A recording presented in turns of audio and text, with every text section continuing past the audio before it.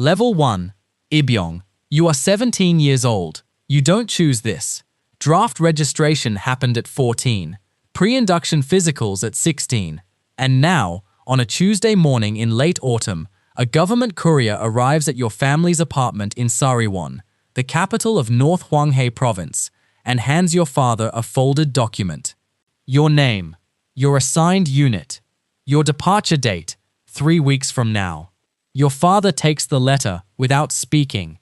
He folds it once and places it on the kitchen table as though it is any other piece of paper. Your mother starts the evening meal an hour earlier than usual. Nobody mentions the letter again. 3 weeks later, a military bus idles in the district square before dawn. 14 boys from your area climb in without ceremony. You recognize one of them, Han Songgil, who sat 2 rows ahead of you in school. He doesn't look at you. You don't look at him. The bus drives north for 8 hours. The training base in Ryanggang Province sits at high elevation, surrounded by pine forest and bare stone ridgelines. You arrive at dusk. A drill sergeant meets the bus at the gate. He is not loud. He simply points toward a concrete building and says, "That's where you sleep." 60 men share one room. Iron bunk beds bolted to the walls in 3 tiers. That first night, you sleep fully uniformed, padded jacket, socks, everything, because the room has no heating. Wind moves through the window frames constantly. Wake up is 4:30 a.m. You run 5 kilometers before sunrise carrying a wooden rifle replica. Actual weapons are issued only during supervised training. A sergeant tells you, a soldier who cannot suffer with wood is not ready to fire steel. Food is served twice a day. Morning, corn porridge, oksusujuk, thin, unsalted, a metal bowl that holds almost nothing. Evening, the same. Within 2 weeks, hunger stops feeling like a signal. It becomes background. Every Saturday evening, your company gathers for Sengwal Chonghua, the weekly self-criticism session. Soldiers sit in rows.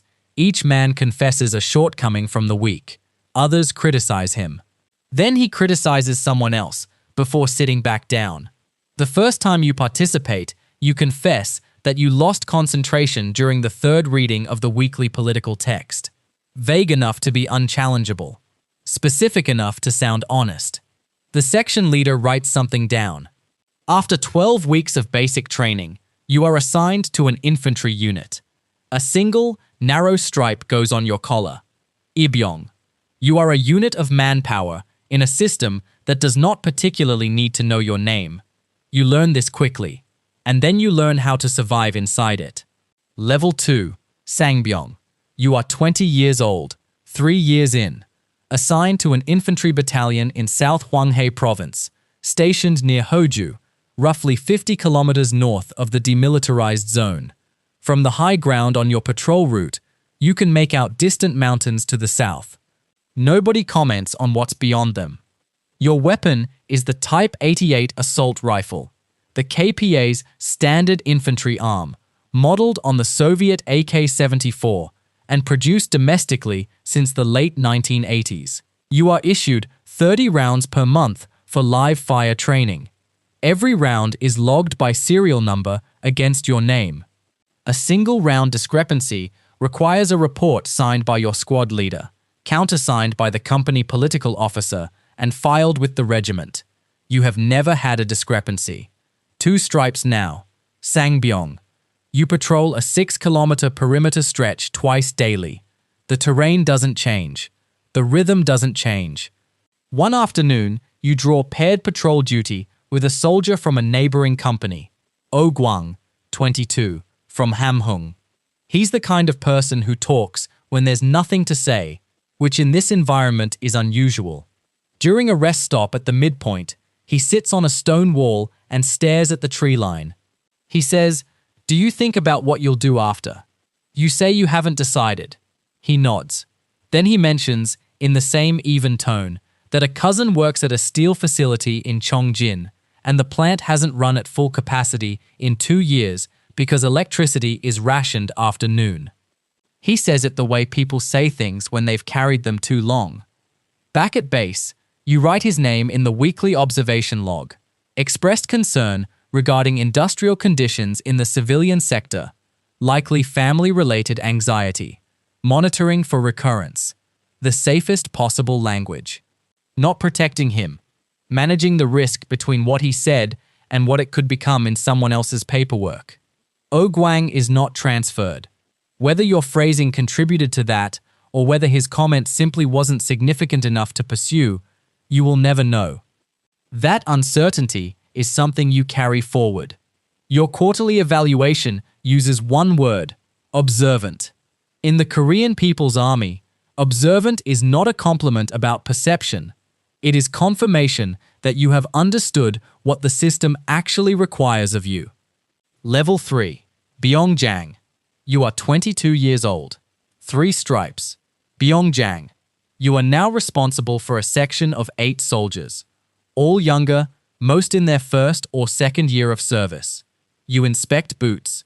You inspect weapon barrels. You check that every soldier's political study notebook is current, a minimum of 3 written entries per week.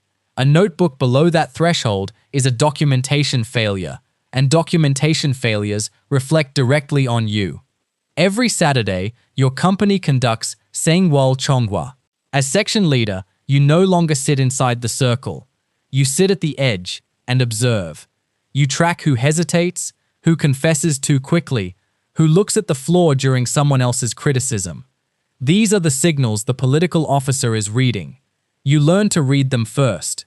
One of your soldiers, Park Chun, 18, from a farming county in South Pyongan, consistently struggles. He confesses minor things in a flat tone the political officer reads as inattentiveness. After the 3rd consecutive week, the company political officer, Lieutenant Nam Giho, pulls you aside. He opens his notebook to a page where Park Chun's name appears under Reduced Ideological Engagement, Pattern, Not Isolated. He asks what you've observed. You describe Park Chun as a soldier who performs reliably during physical training but struggles translating ideological study into active verbal participation. You suggest structured supplementary sessions with a senior section member. Lieutenant Nam writes it down. He says, "You see clearly." Park Chun completes 4 weeks of supplementary political education. By month's end, his Sengwal Chonghwa performances are indistinguishable from anyone else's. You don't know whether your framing protected him or whether you simply gave the political officer something actionable while your section's rating stayed intact. The 2 outcomes are not mutually exclusive. That is precisely what makes it difficult to examine.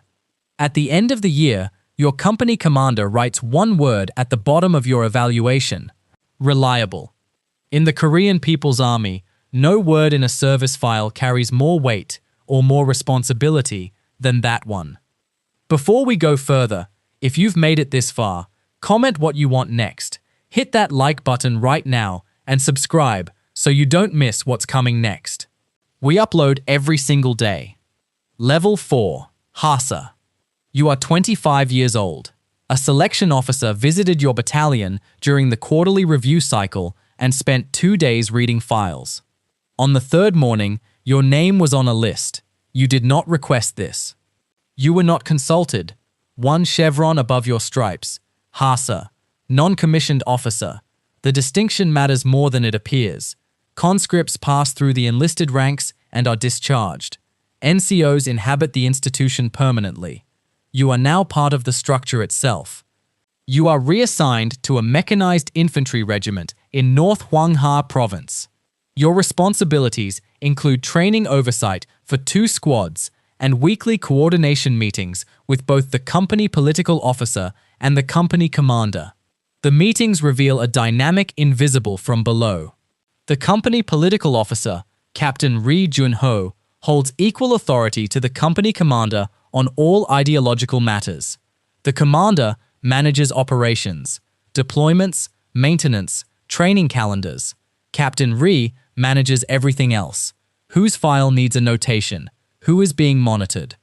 Every operational decision passes through an implicit filter. Does this create an ideological documentation problem? If yes, it is adjusted, not blocked. Adjusted.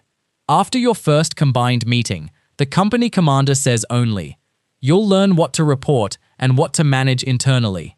You already know. You've known since you were 22, watching Park Chun in the Sengwal Chonghua Circle. What's different now is the scale, and the fact that the file it goes into is yours, signed, dated, permanently accessible to anyone above you in the chain. Level 5. Songsa. You are 29 years old, 14 years in service. You have re-enlisted twice. You have advanced further inside this structure than most men who entered with you, and the civilian world has nothing equivalent to offer someone who has spent their entire adult life inside a military command environment. 3 chevrons. Sangsa. You oversee training operations for a full company, approximately 110 soldiers, and coordinate with 4 Hassa-level NCOs below you. This year, your regiment participates in a combined arms exercise in the Kaesong region, less than 8 kilometers from the DMZ perimeter. 11 days.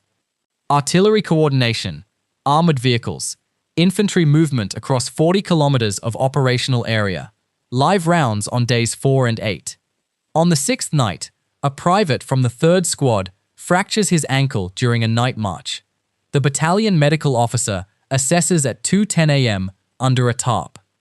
Evacuation required. The request clears the chain in under 30 minutes. You log the incident. Time, name, injury, approval reference. The following morning, during the exercise briefing, the regimental political officer mentions the evacuation in passing. He doesn't criticize it. He asks one question. Was the private's training load appropriate in the days leading up to the march? Everyone looks at the training calendar. The training calendar is yours. Your name is on the header of every page. You describe the load as standard protocol for the exercise phase. You cite the approved framework by document number and issue date. The political officer writes something down and moves on. Nothing comes of it. The exercise concludes. The regiment is congratulated. But that question, asked once, written once, filed somewhere, stays with you. Because an answer that satisfies today is not the same as an answer that is forgotten tomorrow. Files are permanent. Your name on that calendar is a reference point that can be reopened whenever anyone needs one. Your annual evaluation demonstrates thorough command of administrative procedure. Thorough, administrative, not commendable, not distinguished. You understand precisely what that means. Level 6. SOE. You are 33 years old. You have been commissioned. Most KPA officers enter through dedicated academies. Kim Il-sung Military University in Pyongyang, or the Mangyongdae Revolutionary School, which takes students from elite families and produces commissioned officers at 22 or 23. Rising from the NCO ranks to a commission at 33 is uncommon. It happens when a political officer, reviewing a file across many years, determines that ideological reliability and administrative consistency merit elevation. Captain Ri Junho wrote the recommendation. You didn't know until after the commission was confirmed. A single gold bar on your collar. SOE. Second Lieutenant. You attend a 12-week officer integration course at the Gangwon Province Military Officers School. Strategy, logistics, command protocol, and political education structured for commissioned personnel. At officer level, political education is not recitation. It is analysis. Officers study components of the 10 principles of monolithic ideology weekly and submit written analyses of how each principle applies to their command role. Analyses are read aloud. The group responds. The political instructor evaluates both content and delivery. One officer in your cohort, Yoon Chol-jin, sharp, from a military family in Pyongyang, delivers his analysis with excessive confidence. He provides historical context, not in the assigned reading. He cites a 1975 speech by Kim Il-sung, unprompted. The political instructor thanks him without expression. 2 days later, Yoon Chol-jin is called to a private meeting with the senior political officer. After the meeting, he is quieter. His subsequent analyses are shorter, considerably less distinctive. When your own analysis is evaluated, the instructor says, clear, appropriate, measured, at officer level. Performance that exceeds what the system asked for is not an asset, it is a question. Questions at this level take weeks to surface consequences, never in the moment they're first asked. Measured costs you nothing. At this rank, that is the only rational goal. Level 7. Dewi. You are 38 years old. You command a company of 107 soldiers in an armored regiment near Wonsan on the east coast. From a gap in the hills at the edge of the base perimeter, you can see the Sea of Japan on clear days. Your soldiers don't comment on it. Neither do you. Your name appears on documents that travel to the regimental and occasionally division level. Operational plans, monthly readiness certifications, logistics summaries. Each document is a point on a record someone above you can always review. This year, your company is evaluated by an inspection team from the KPA General Staff Department, officers with no unit affiliation who answer directly to Pyongyang. 10 days of observation, weapon maintenance, political session attendance, documentation completeness, drill performance. On the 7th day, one inspector requests your ammunition usage records for the previous 6 months. You produce them within the hour. He marks 3 entries where the recorded round count doesn't align with the range master's separate log. 17 rounds across 3 sessions. They were expended in a supplementary drill logged under a different document classification, a filing issue, not an inventory one. You explain it. You produce the supplementary documentation. You give the reference numbers verbally and in writing. He writes everything down. He moves on. The evaluation debrief. Satisfactory with minor administrative variance noted. Satisfactory, you passed. Minor, not escalated. Administrative, the explanation was accepted. Variance noted. Permanent record. Over the following 2 weeks, you reorganize your entire filing system. No training activity, regardless of size, sits under an ambiguous code again. You don't do this out of fear. You do it because you now understand that the distance between a filing inconsistency and a career notation is not as large as it should be. Level 8. Daeryong. You are 44 years old. You are brought to Pyongyang. 4 silver stars on your epaulette. Daeryong. Colonel. Assigned to the Operations Directorate within the KPA General Staff Department. You have a driver, Choe Mansik, who takes the same 4 routes on rotation and rarely speaks. An apartment in Moranbong District. Your children attend a school reserved for families at this rank. Your work involves comparing readiness assessments from field commands across 3 military districts against independent intelligence, logistics data, signals analysis, satellite imagery that arrives in a classified folder each Tuesday and Friday. The reported figures are consistently optimistic, carefully so. A unit reports 94% equipment readiness. The imagery suggests 78. Another reports full quarterly training completion. The fuel data suggests 81%. The gaps are architectural, built into every level below you and passed upward as a quiet institutional agreement that the numbers reaching Pyongyang must tell a story of strength. Your superior, Major General Kang Byung-sam, reviews your weekly summaries before they travel up the chain. On the 3rd week, he opens your document, changes 2 figures upward with a pen to align with the field reports, and hands it back. 40 seconds. No explanation. You understand completely. You begin maintaining 2 working documents. The accurate analysis goes into a locked drawer. The adjusted version travels upward. You know the lock provides no real security here, but you maintain the document anyway. Not as evidence, not as protection, as a private record that the distance between what is true and what is reported has a specific number, and you are one of the few people who knows what it is. Level 9. Jungjang. You are 51 years old. 2 gold stars on your epaulette. Rows of merit decorations across your chest. Zhengjiang, Lieutenant General, Corps level command over 4 divisions, approximately 40,000 troops, and a combined weapons portfolio including self-propelled artillery, armored formations, and surface-to-surface missile batteries. You attend meetings at a compound on the northwest edge of Pyongyang. Phones surrendered at the gate. No written notes leave the building. The topics are unlike anything in your prior career. Submarine patrol routes in the East Sea, missile battery readiness posture along the western coast, contingency planning matrices for specific border scenarios.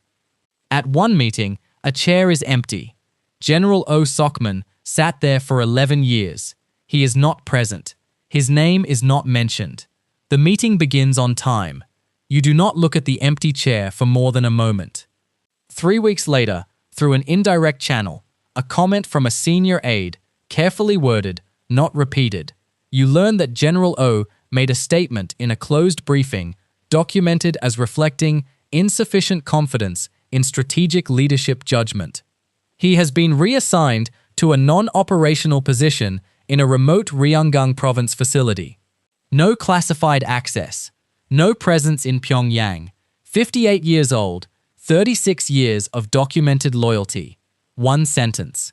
Wrong room. Wrong audience. You think about O Guang mentioning his cousin's factory on a patrol break. You think about Yun Choljin's analysis that was too detailed. You think about Major General Kang's pen moving across your figures in 40 seconds. Every career-ending moment you have witnessed was not caused by incompetence.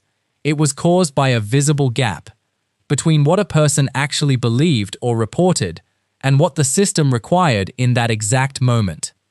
General O's gap was 1 sentence, after 36 years of providing no gaps at all. At the next advisory meeting, you arrive 7 minutes early. You maintain the expression that decades of practice have made indistinguishable from conviction. You speak when asked. You use the correct language. You do not pause where pausing would be noticed. Level 10, Daejiang. You are 56 years old.